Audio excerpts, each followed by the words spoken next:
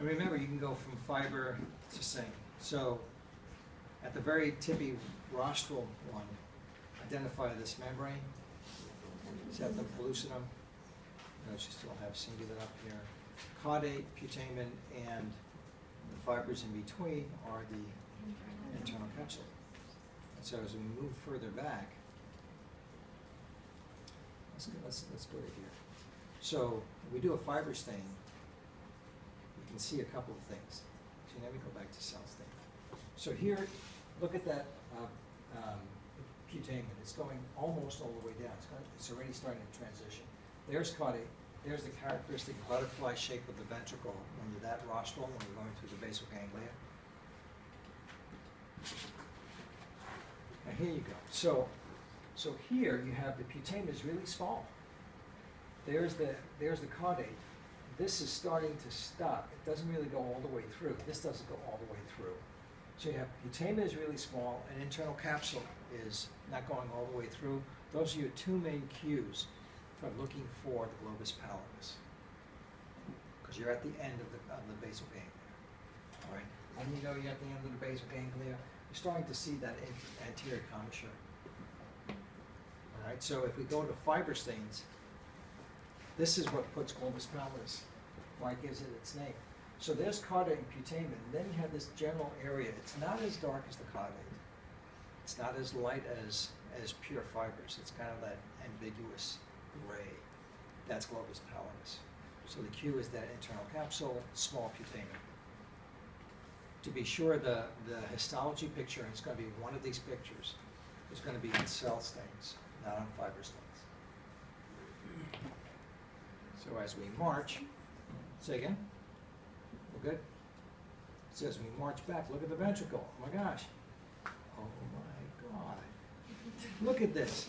And so as you march further, so here is, identify these fibers, fornix, and dorsal to that is the lateral ventricle, ventral to that is the third ventricle, and here's third ventricle. You got an interrupted, so there's mass intermedia. Here's thalamus, and here's thalamus. All right? This is hypothalamus. So here is the periventricular nuclei. It's on the ventral part of that interrupted third ventricle. So around here is periventricular. And again, 4-dot pattern. I don't see a 4-dot pattern. Yeah, you do. Boom. All right, so you got. That's the nice thing about switching from one to the other, is that you can punctuate it. And here's amygdala on either side.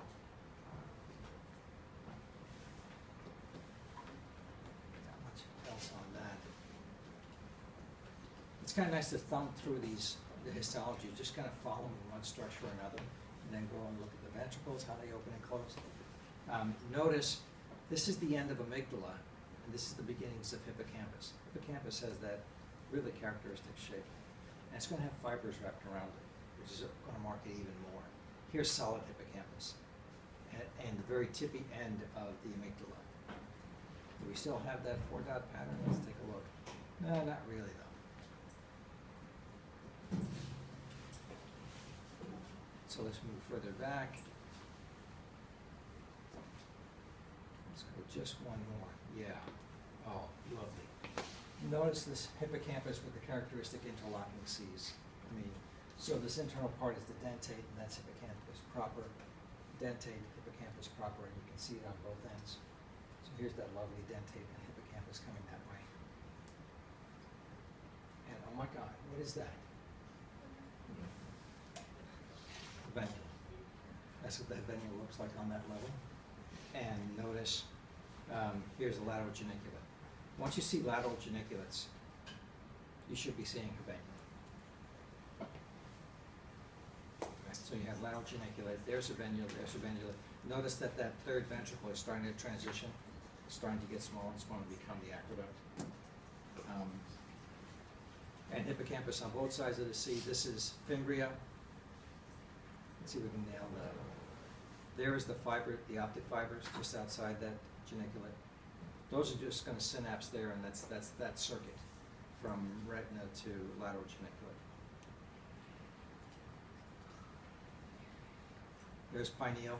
I don't know why I took up stain so much. I've never really noticed pineal in any histology I've done. So I don't know why it took up so much of the stain. But love the hippocampus. Oh, that's gorgeous. I mean, that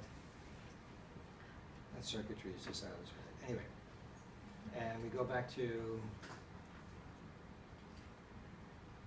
oh yeah. So, now let's go back to this one. You can see more clearly that central gray around the aqueduct.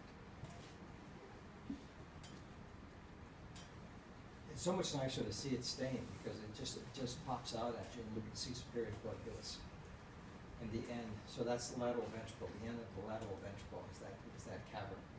The heel of the hippocampus sits at the end of the lateral ventricle. And this is it. Now we go to 1240.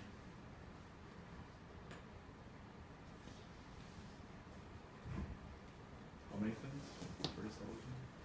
4 pins per station, which doesn't mean 4 points, it just means 4 pins. And I'll squeeze out as many extra points as I can with every pin. So always be thinking that, always know what encephalon you're in. That's low-hanging fruit, but it fills it out. And what else? Yeah, so cell body stains is going to be, one of those pictures is going to be on the exam. Cell body stains only, not the fibers. You don't go back on any station. You get 2 minutes per station, all right? And then you just go 1 to 1 to 1 to 1 to 1. At the end of the full cycle, you'll have a 2-minute period where you can look over your answers, at the end of which you have to surrender your answer key.